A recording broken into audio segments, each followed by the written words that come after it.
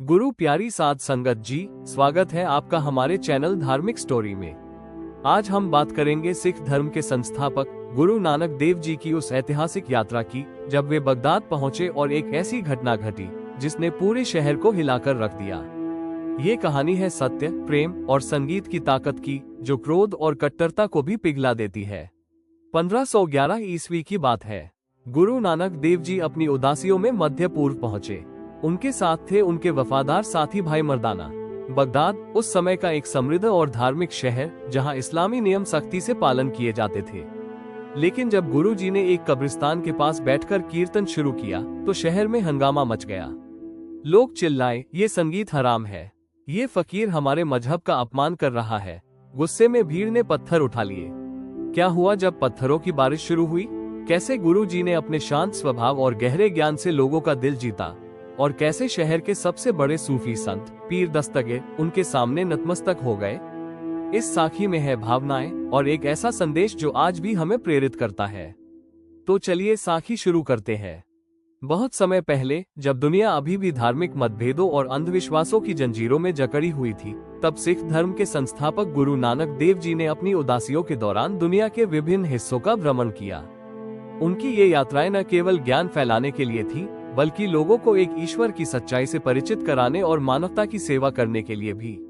गुरु जी का जन्म 1469 ईस्वी में तलवंडी, पाकिस्तान में हुआ था और उन्होंने अपना जीवन ईश्वर की भक्ति, सत्य और समानता के संदेश को फैलाने में समर्पित कर दिया।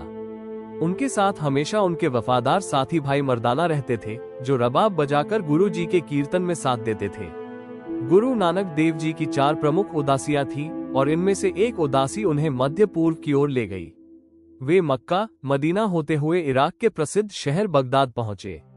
बगदाद उस समय इस्लामी संस्कृति और ज्ञान का केंद्र था। यहाँ अब्बासिद खलीफाओं का शासन रहा था और शहर में मस्जिदें, मदरसे और सूफी संतों के फैले हुए थे। बगदाद नदी तिग्रिस के किनारे बसा था, जहाँ व्यापारियों, विद्वानों और तीर्थयात्रियों का आना जाना लगा रहता था। लेकिन ये शहर धार्मिक कट्टरता से भी ग्रस्त था, जहाँ इस्लामी शरिया के नियम सख्ती से पालन किए जाते थे। संगीत को कई लोग शैतान का काम मानते थे, क्योंकि इसे शरिया में निषिद्ध माना जाता था। ये शारीरिक सुख और व्यभिचार की ओर ले जाता है, ऐसा विश्वास था। 1511 ईस्वी के आसपास एक ठंडी सुबह, जब सूरज अभी अभी उगा था, गुरु नानक देव जी और भाई मर्दाना बगदाद के बाहरी इलाके में पहुंचे।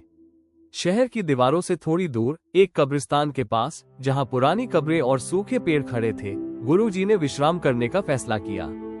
हवा में ठंडक थी और दूर से मस्जिदों से अजान की आवाजें आ रही थी। गुरु जी ने भाई मर्दाना से कहा, मर्दाना, यहाँ बैठकर हम परमात्मा का कीर्तन करेंगे। सत्य का नाम हर जगह एक समान है। मर्दाना ने अपना रबाब निकाला और बजाना शुरू किया।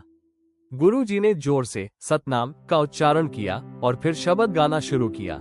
एक ओंकार सत्यनामु करता पुरखु निर्भव निरवैरु अकाल मूर्ति अजूनी सैभव गुर प्रसादी। उनकी आवाज इतनी मधुर और गहरी थी कि वो पूरे शहर में गूंज उठी। लोग अपने घरों से बाहर निकल आए। कुछ लोग इस दिव्य संगीत से मंत्रमुग्ध हो गए। उनकी आंखें बंद हो गईं और मन शांत हो गया। लेकिन कई लोग, जो कट्टर धार्मिक थे, इस पर नाराज हो गए। वे सोचने लगे, ये कौन सा फकीर है जो संगीत के साथ अल्लाह का नाम ले रहा है?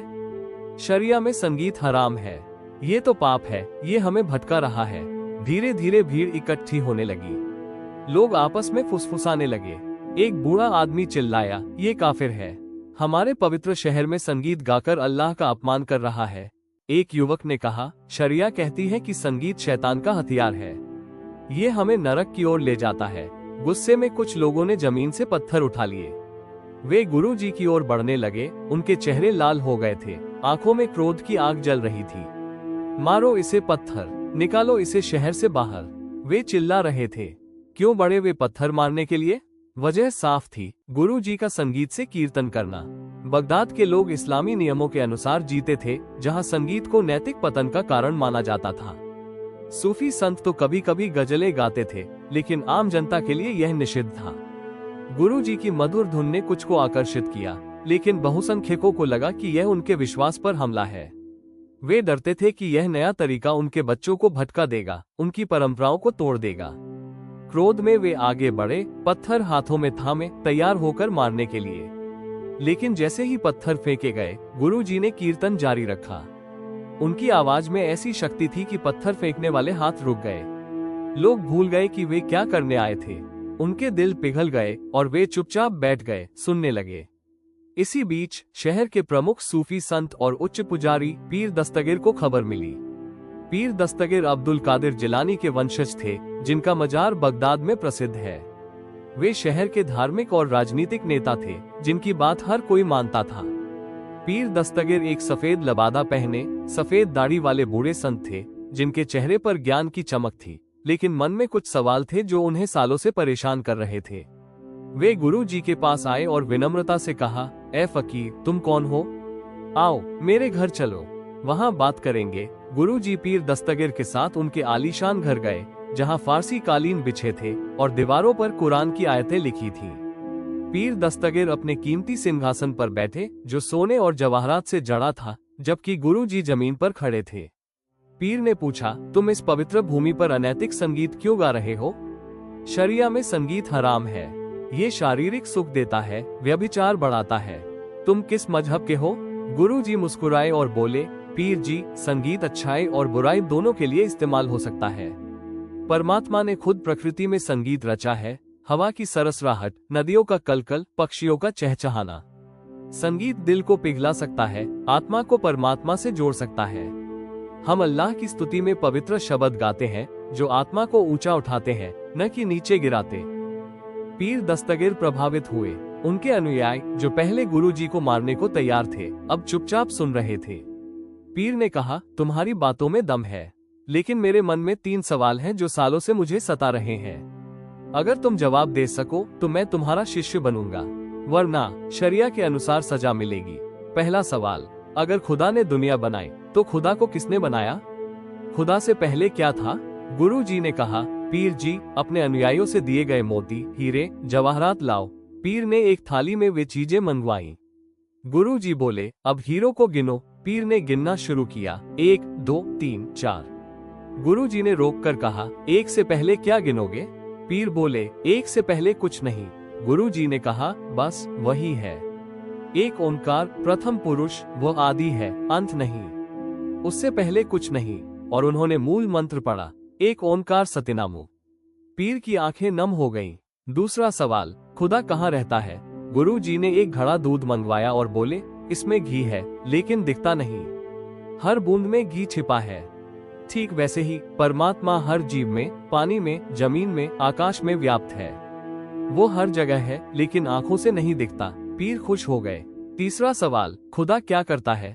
गुरु जी ने देखा कि पीर सिंहासन पर बैठे हैं, जबकि वे जमीन पर।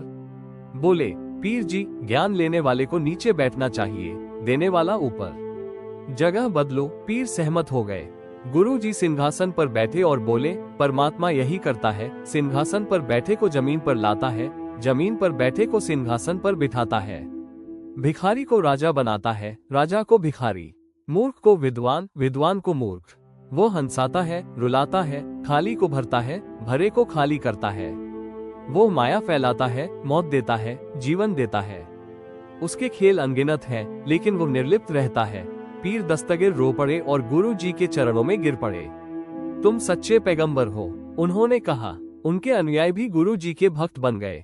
उस सिंहासन को अमर सिंहासन नाम दिया गया और उस पर अरबी में लिखा, रबुल मजीद हजरत बाबा नानक, ईश्वर का धन्य दूत हजरत बाबा नानक। गुरु जी कुछ दिन बगदाद में रुके। उन्होंने लोगों को सिखाया कि ईश्वर एक है, मजहब कई नहीं।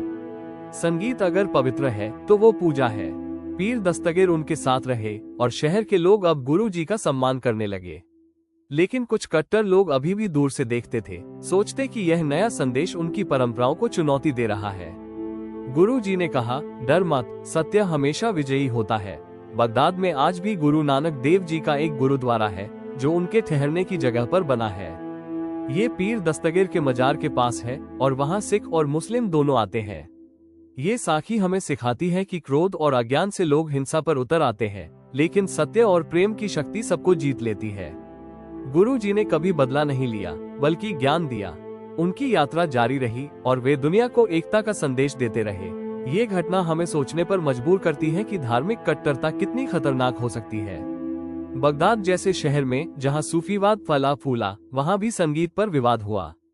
लेकिन गुरुजी ने दिखाया कि ईश्वर की भक्ति का कोई एक तरीका नहीं। वे कहते थे, नानक नाम चढ़दी कला, तेरे भाने सरबत दा भला। अर्थात नाम की महिमा से उत्साह बढ़े और तेरी रजा में सबका भला हो। अब इस साखी को और विस्तार से देखें। जब गुरुजी बगदाद पहुंचे तो शहर की हलचल देखकर वे प्रभावित हुए। तिग्रिस नदी के किनारे बाजार लगे थे, जहां मसाले, रेशम और किताबें बिकती थीं। लोग ऊंटों पर सवार होकर आते जाते, लेकिन गुरुजी का मन शहर की चकाचौंध में नहीं बल्कि ईश्वर की खोज में था। उन्होंने कब्रिस्तान चुना क्योंकि वहां शांति थी और मौत की याद से लोग जीवन की सच्चाई समझते हैं। भाई मर्दाना थके हुए थे, लेकिन गुरुजी के आदेश पर रबाब बजाया। कीर्तन शुरू होते ही हवा में एक जादू फैल गया। पक्षी चुप हो गए, हवा रुक गई। लोग जो मस्जिद जा रहे थे रुक गए। कुछ महिलाएं खिड़कियों से झांकने लगी, लेकिन कट्टर मौलवी ने इसे खतरा माना।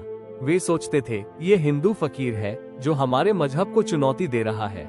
वे भीड़ इकट्ठी करके आए, पत्थर फेंके, लेकिन गुरुजी की आंखें बंद थीं। वे कीर्तन में लीन थे।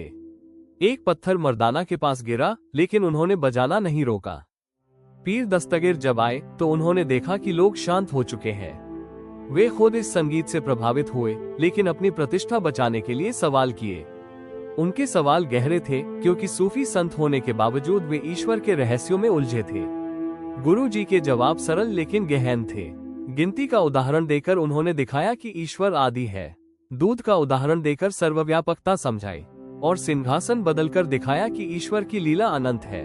पीर दस्तगीर ने गुरुजी को बाबा नानक कहा और उनका सम्मान किया। उन्होंने एक स्मारक बनवाया जो आज भी है। गुरुजी ने वहां लंगर शुरू किया, जहां अमीर गरीब सब साथ खाते। ये साखी सिखाती है कि संवाद से समस्याएं हल होती है, हिंसा से नहीं। लोग पत्थर मारने आए क्योंकि अज्ञान था, लेकिन ज्ञान से वे भक्त बन गए। उम्मीद करते हैं आपको आज की यह साखी पसंद आई होगी। अगर साखी पसंद आए तो वीडियो को लाइक और चैनल को सब्सक्राइब करना बिल्कुल मत भूलना। धन्यवाद।